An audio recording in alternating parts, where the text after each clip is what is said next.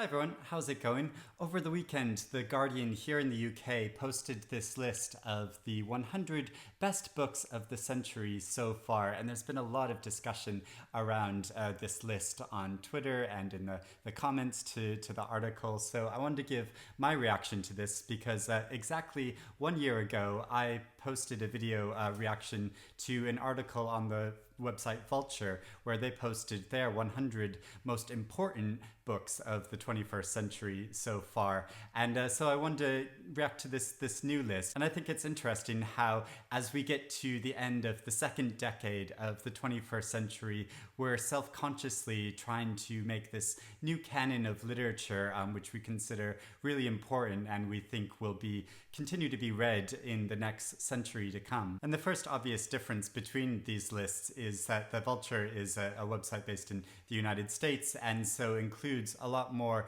US-based reactions from critics, whereas this Guardian list is from the UK and so has a more UK focus. I mean, each of them, because they're both English language speaking countries, so we share a lot of the same authors and literature, but there are some marked differences in sort of trends in literature, I think. And something I think that's a bit odd about this list is that they don't really give any context around it. There's no introduction or anything. They don't say how they chose this list or how many critics they surveyed or how it was compiled or who chose a ranking on it, because they seem to be ranked from 100 all the way down to a number one choice. So I'm not really sure how they did it. I assume that they just asked a lot of the critics that regularly review for The Guardian, but there's no definite explanation for a context of how they chose this selection of what they would include as the best books of the century so far.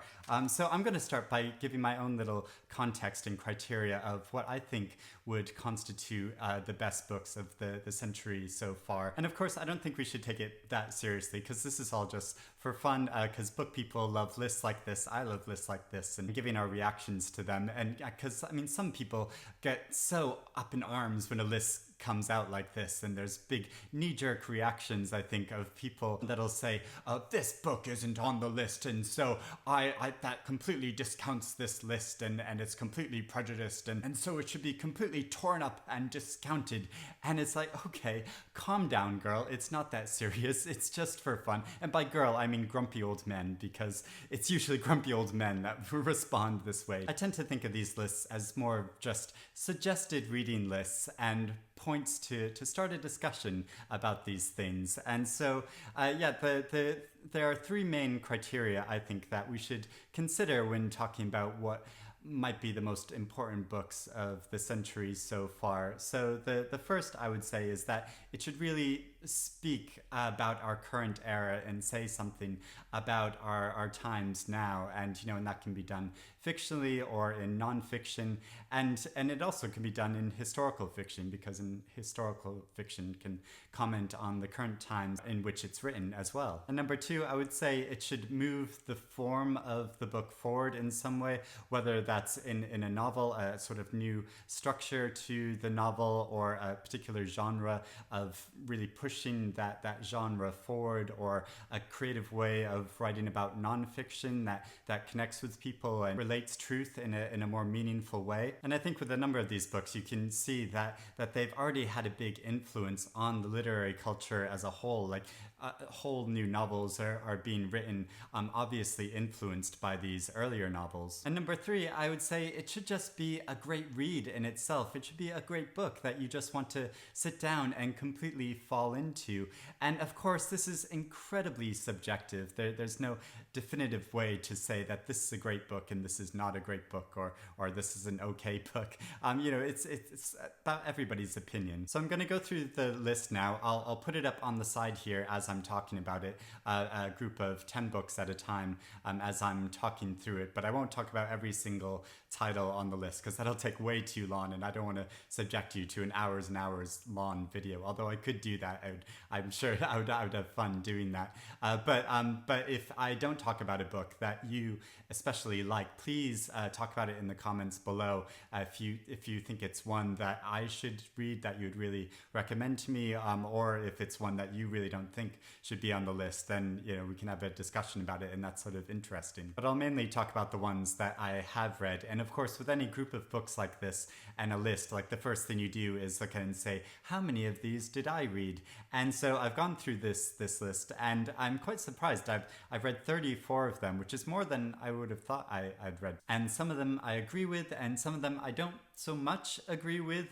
Some of them I've heard of and have wanted to read, but just haven't got around to yet. And then there are a few which I have not heard of at all. So I'm really interested to learn more about them and maybe even read them now. And then finally, at the end of this video, I'll put in 6 more suggestions of books that I think should be added to this list. And I'd be really interested to know what your choices are too. So please put those in the comments below as well, of books that you would really be a cheerleader for. And looking at this list as a whole, I do really like that it's a big blend of different kinds of books. So there's literary fiction as well as autofiction and essays and memoirs and poetry and graphic novels and thrillers. So it's a big mixture of styles and kinds of writing. Right, so looking at the first 10 books on the list, I love that it begins with a book by Nora Ephron. I've not read this book, but I'd really like to. I know a lot of people really love it.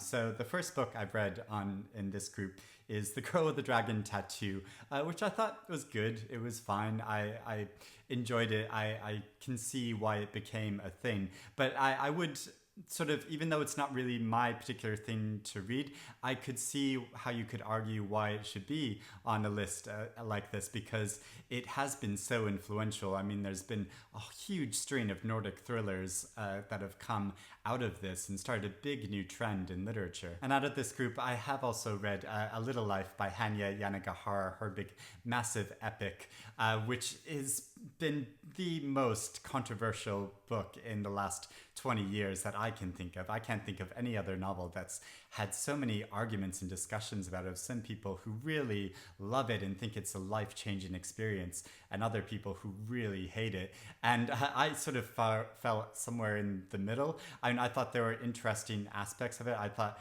a lot of parts of the story were a bit far-fetched, but as a portrayal of friendship and the things which friends don't talk about, especially long-term friendships, the sort of secrets that are kept between friends over long-term, I found that really meaningful. But yeah, I mean, for no other reason, I think this would belong on the list because it's such a contentious novel. And looking at the other books, I mean, I've only read the first Harry Potter book. I've not read any of the other ones, but obviously it's been massively influential. I've read Helen Dunmore. I've read one of her novels earlier this year, which I found a very mixed experience.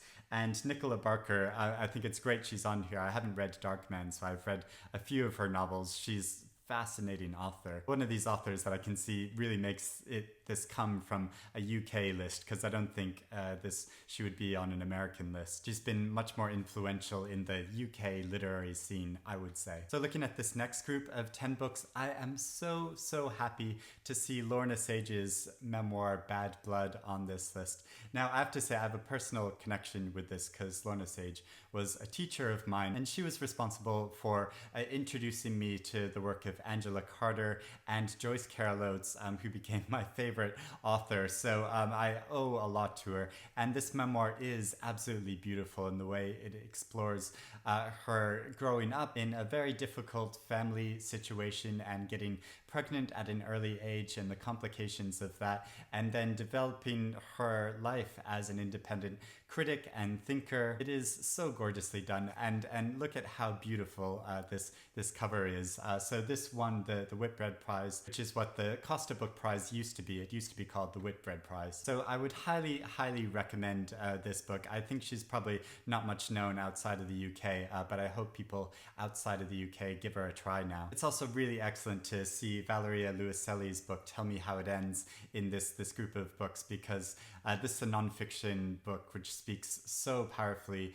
about the immigrant experience in America, and it was published for the first time a few years ago, but is more relevant now than I think it was when it was first published. And I think she's such an important writer. I mean, also her novel Lost Children Archive that was published earlier this year and that was longlisted for the Booker Prize is really worth reading as well. Also, Deborah Levy's book, her memoirist book, The Cost of Living, is really excellent. I found it so moving. It's a really different way of looking at an individual experience, a different kind of writing from Lorna Sage's book Bad Blood, but equally as powerful. And I think Jim Crace's novel Harvest is extraordinary.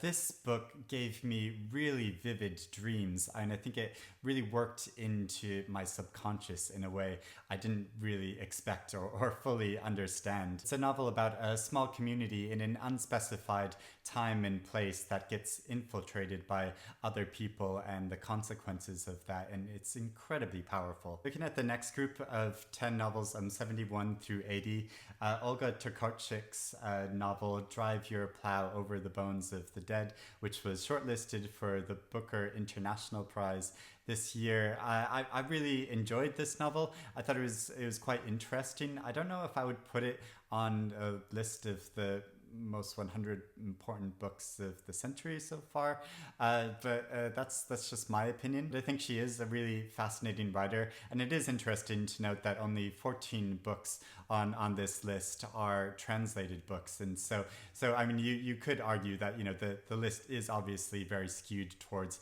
English language written books rather than books from around the world, and I think that is something important to keep in mind. But obviously this list was generated from a UK newspaper, so obviously it is more focused on books written in English. Sebastian Barry's novel Days Without End is absolutely beautiful in the way it changes the historical novel, I think, to include queer experience in a really powerful way. Now, I had very strong feelings about how this book was published, the cover of it and the summary inside of it. I made a whole other rant video about this a few years ago, so I'll put a link to that if you haven't seen it already. And out of this group, I have also read the graphic novel Jimmy Corrigan, The Smartest Kid on Earth by Chris Ware. I don't have a copy of it, but it's a really beautiful, powerful novel. It was one of the first graphic novels I read that said, wow, yeah, in graphic novels you can do something incredibly powerful of speaking about experience and culture and society, and yeah, it's great. In the next group of books, I'm a bit surprised to see Zoe Heller's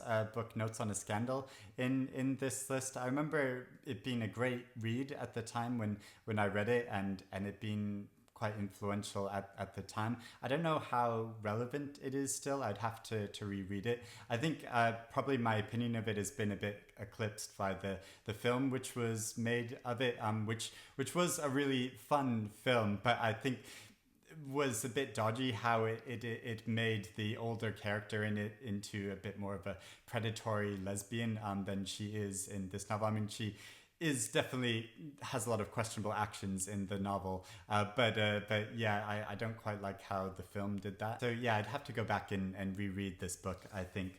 I'm also quite surprised to see Pat Barker's novel The Silence of the Girls on this list. And I think there have been some other rewritings of Greek myths which have probably done this better. I mean, we had big long discussions about this earlier this year when this was shortlisted for the Women's Prize for Fiction. I did prefer Circe, Madeline Miller's novel, over this one, and I've not read Stephen King's memoir on writing, but I've always meant to. A friend gave me this and said it was a really great book.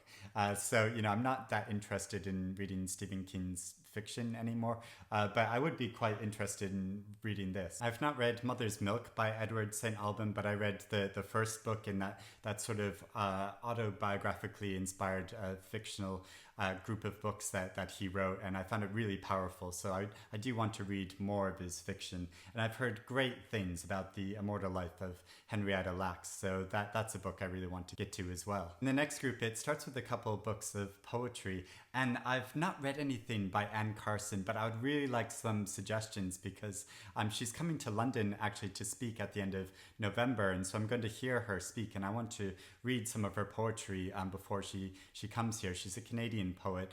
And so, yeah, if there are collections of her poetry that I would really recommend, and if you've read this book, The Beauty of the Husband, let me know. And I feel really guilty that I've not read Robert Macfarlane's book Underland yet, because I talked about it when it was listed for a Nature Prize this summer, and it actually it actually went on to win that prize. But I've still not read it, so I really need to, because yeah, I've heard such great things. And I've not read anything by Mary Beard, but it was very well spotted by some of you when I made a video about the Booker Prize shortlist, and I was filming at the Booker Prize party. You could see Mary Beard in the corner of the video, and some of you commented below saying, "Is that Mary Beard?" And it was. Peter Carey's novel, The True History of the Kelly Gang, I guess this is quite influential, but personally, I just found it a good book. I remember enjoying reading it, but it didn't make that much of an impact on me. And there are some other of Peter Carey's novels that I like more. I really need to get around to reading Andrea Levy's novel Small Island, because I've heard such great things about it, and there was a stage production of it recently. And I really loved reading Colm Toibin's novel Brooklyn, especially because this was a novel that for the first half of the novel I thought it was okay, and then for the second half I thought it was absolutely extraordinary. It's one of those books that I just suddenly got it and I thought, wow, this is incredible. Although I would probably recommend his novel The Master more. I think this is an incredible novel about the life of Henry James that I keep cheerleading, because I just love it. I have to apologize because the sky has gotten very overcast, so it's very dark and cloudy, so the video has probably gotten very dark, but I'm swiftly moving on. And looking at the next group of books, I'm quite surprised to see Oryx and Crake by Margaret Atwood. I mean, I really enjoy her writing. I think she's an extraordinary writer and has been incredibly influential, and I really enjoyed this novel, but I don't know if I'd put it on the best books of the 20th century so far. I mean, or her novel The Testaments, which is currently shortlisted for the Booker Prize. I think I'd put her on a writer as one of the most influential writers of the 21st century so far, but any of her individual books, I don't know. I'm disappointed I haven't read either of these books yet by Jeanette Winterson or Julian Barnes, because they're both writers I really enjoy as well, and I've heard great things about these books, and they are books that come out of autobiographical experience. So it's interesting how a lot of these books are in a more memorist fashion, and I think that it does seem to be a trend in the past 2 decades that more books and more fiction come out of direct autobiographical experience than being fictional books in themselves. And also Ian McEwan's novel Atonement, I think this probably is his best book that he's written recently in the past 20 years, but he's a writer that I'm not all that interested in anymore, but yeah, I would argue that this book is really important and influential in the way that the story of the novel looks at history and how we manage guilt on both a personal and a national level when looking at issues to do with war. So in the next group of books, right at the top of Joan Didion's memoir, The Year of Magical Thinking. Obviously, this has been an incredibly popular and important book personally to a lot of people. The way she talks about grief is so profound and moving, and in a really different way from I think anybody has written about it before. And I do agree with the choice of Zadie Smith's White Teeth as well. I think she captured in this novel something about contemporary experience and contemporary life in a way that hasn't been done before, but you can see the influence on it on subsequent novels. I don't know if I totally agree with Alan Hollinghurst's novel The Line of Beauty being on this list. It's a great novel. I really enjoyed it, but I feel like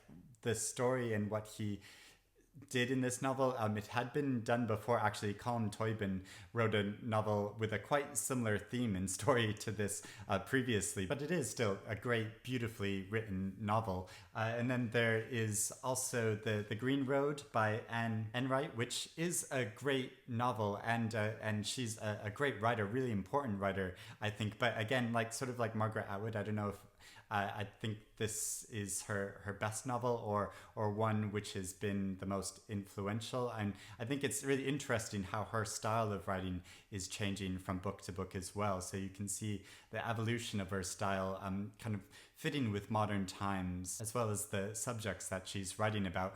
But it's nevertheless a really powerful novel that I'd really recommend. And with Rachel Cusk's novel Outline, I'm not the biggest Rachel Cusk fan. I did enjoy this novel Outline, but I can see how influential this book has been. The way she writes about experience in it, it's comes from a very personal place, looking at the world, but unlike most novels where you get the interior life of her character, she completely excludes that, and the narrator is more just like a camera viewing everyone around her and really taking in how everyone is reacting to her. And I think she does that in a very powerful way. I mean, it's not completely original. It had been done before, and it's been done by other writers, but this novel has been very influential in the way that she wrote about this. But I would also argue that this isn't the be all end all of writing. I mean, the writer and critic Jonathan Dee, when he was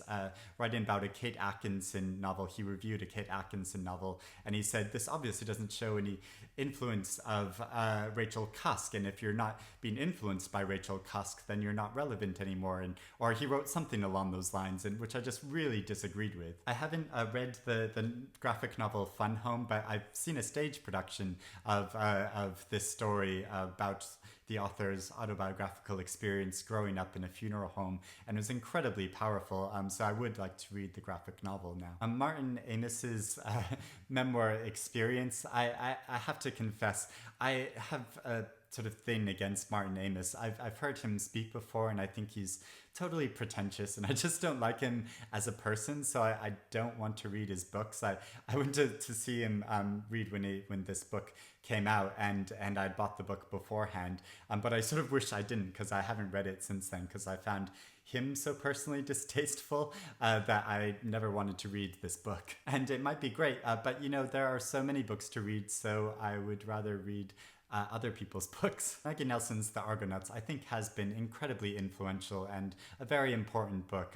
in the way that she writes about personal experience and combines it with this really analytical, essayistic form of a sort of academic way of examining the world, but in a really meaningful and direct way. Looking at the next group of books, yes, Colson Whitehead's novel, The Underground Railroad, is incredible and so meaningful at the time it was published, the way it spoke about our current times while casting a fantastical glance at this time in history. Fantastical in that he made the Underground Railroad into an actual railroad when obviously it wasn't an actual railroad. And I also read his most recent novel just a month ago, and that is incredible as well. I think he's a very important writer. Alice Munro equally is a great writer. I haven't read this particular collection of short stories, but I've read other of her short stories, which I think are so beautiful. Very popular novelist Sally Rooney, her most recent novel, Normal People. I do agree that this her style of writing in this novel is something very new, and which has been very contentious. A lot of people have been arguing about this and would argue that it's not such a new style, but the way it harkens back to an old style of writing while writing about contemporary life, I think, is incredible. Strangely, I've not read many of George Saunders' short stories because I started reading these short stories and I just didn't really get on with them.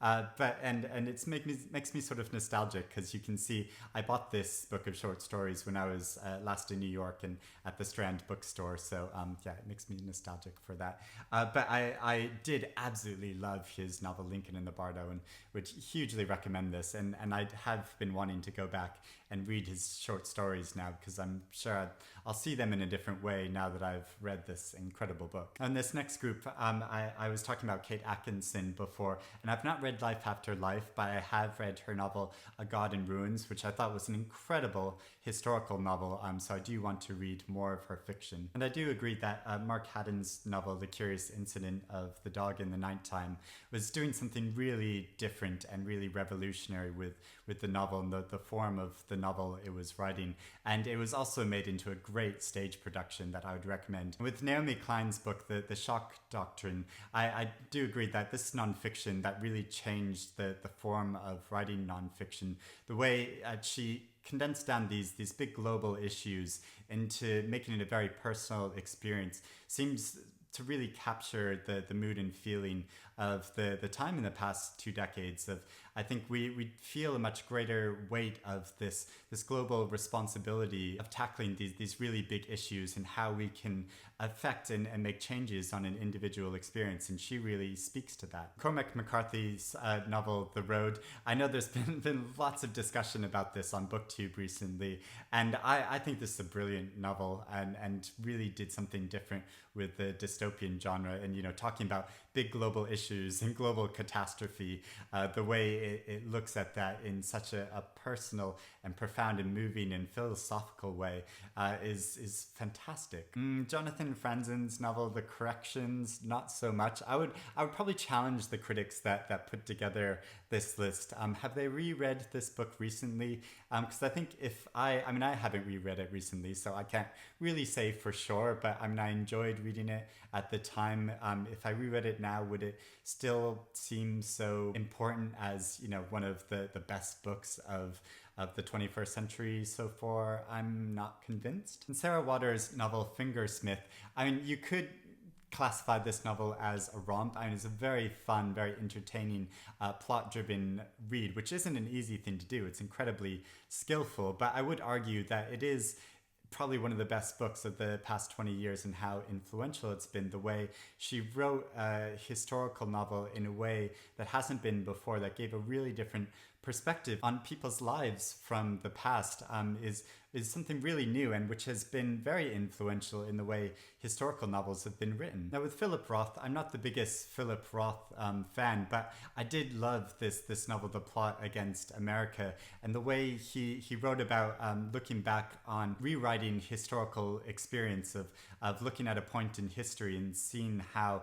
things could have gone a very different way and how that would have impacted our culture and government and lives in the decades after that, I thought was really interesting and really meaningful. And to my very great shame, I haven't read any of the Ferrante books yet, but I'm sure I would love these, and you can argue that of the influence of these. They've been so popular and really influential in how writing has gone after their publication. Now, for the final 10 books on the list, at the very top, number 10, is Chimamanda Ngozi Adichie's Half a Yellow Sun, and I'm so happy to see this book on here. It's such an incredible historical novel, but it's such an involving, complex and moving story as well. Cloud Atlas by David Mitchell. I think this has been very influential in the way a novel can be written, of giving a very different structure to a novel, the way the novel is structured. I have to admit that the middle of the novel and a couple sections of the novel I found quite a drag to get through, but the way he wrote incorporated different styles of writing and different stories, but then linked them in such a creative way. I think you can see the influence in that in novels like I can't talk anymore. The Luminaries by Eleanor Catton and other books was a really revolutionary kind of writing. I'm also so happy to see Ali Smith's Autumn on here, the first book in her seasonal quartet, which isn't finished yet.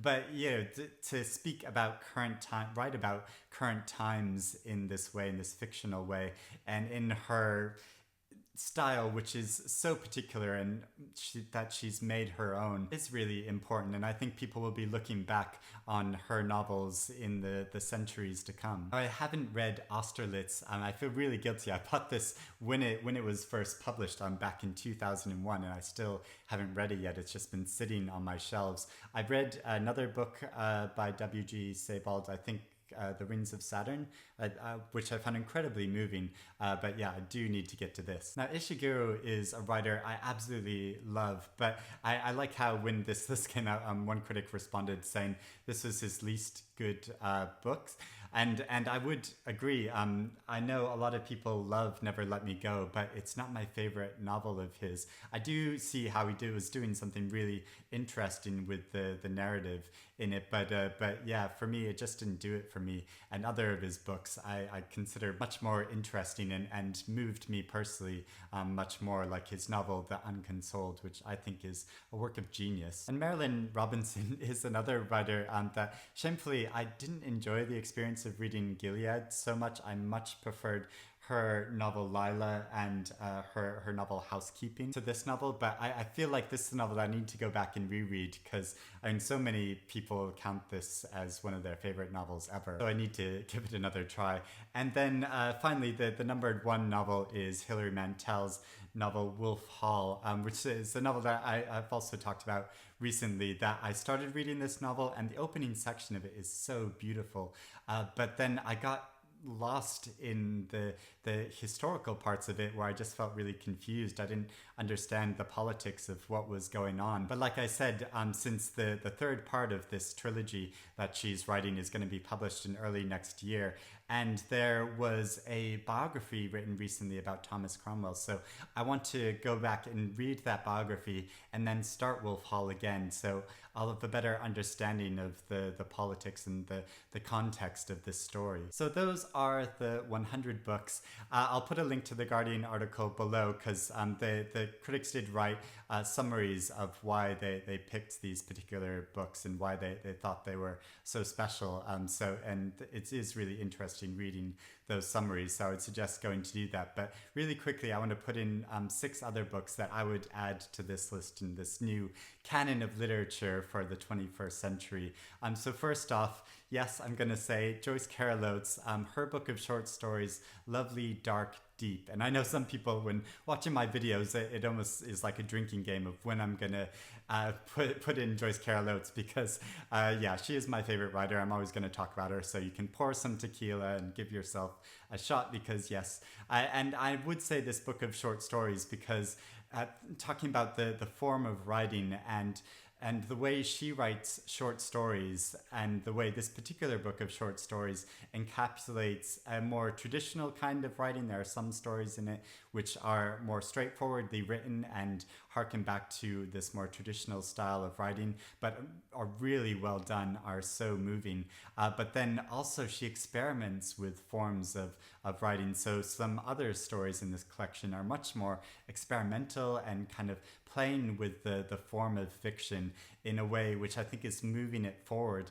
But also some of the stories directly reference some past writers and literary experience, and are sort of critiquing past books and experience, and having this conversation with literature in a way that I think is really meaningful and powerful. So yes, I would count this is one of the best books of the 21st century so far. I would also count Gavin McRae's novel Mrs. Engels, which is this author's so far his first and only novel, which is a historical novel. And like I was talking about how historical fiction can comment upon the present in a really profound and meaningful way, I think this novel does, talking about our relationship with money and how our intimate relationships are formed, and how money has a bearing on that. I think speaks to our current times, as well as in the context of this story, writing about the past and a working class woman's very close affair with Frederick Engels, one of the founders of Marxism. Garth Greenwell's beautiful poetic novel What Belongs to You explores desire in this entirely new way that I'd never thought about it before, so would completely count this as one of the best books of the 21st century so far. And his second novel is going to be published soon, so I'm very much looking forward to that. Annie Ernaux is a French writer that I've only just discovered this year, and this book, this novel, or you could call it a memoir, The Years, was shortlisted for the Booker International Prize earlier this year, and was really revolutionary, I think, in the form of her writing, the way she writes about her personal experience, showing that on a societal level as well, is just completely revolutionary. Danez Smith's book of poetry, Don't Call Us Dead, really speaks about our immediate times, and is poetry which is very much comes from personal experience and speaks